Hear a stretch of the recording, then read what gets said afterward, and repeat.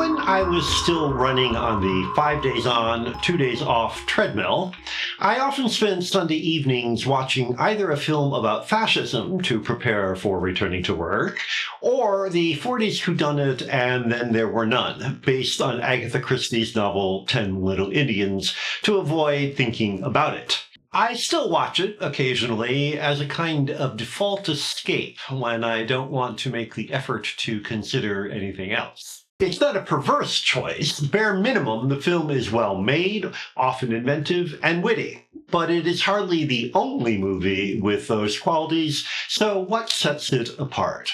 First, And Then There Were None takes place over a weekend, as a group of guests invited to an island home get bumped off one by one, and the survivors struggle to figure out who among them is the killer. So, the span of the film's action coincides neatly with when I view it, and I hardly ever watch it any other time.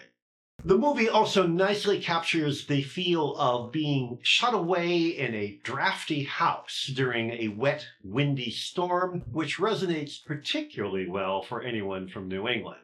And there is the pleasure of watching Hollywood character actors like Walter Houston, Barry Fitzgerald, and Judith Anderson at their best. Still, none of this quite explains my habit.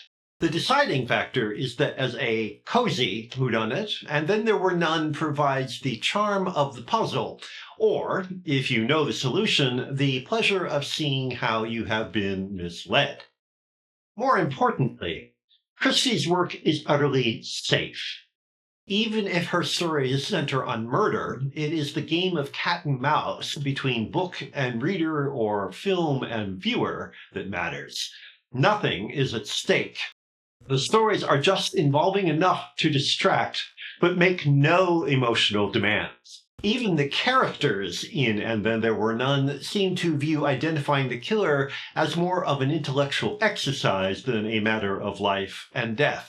It is that lack of emotional appeal that makes such stories perfect preparation for the stresses of the week ahead. The predictability of the well-known works as a harmless way to wind down and tune out. Treating a movie as a reliable relaxation is not exactly the most common attitude, but why should watching a film repeatedly be any stranger than listening to a piece of music over and over again or rereading favorite books? Why is using a movie as a mild soporific any less legitimate than being excited by a fresh experience? While I would never treat films I take seriously with such carelessness or advocate such an approach as a goal for filmmaking, one shouldn't strive to put people to sleep.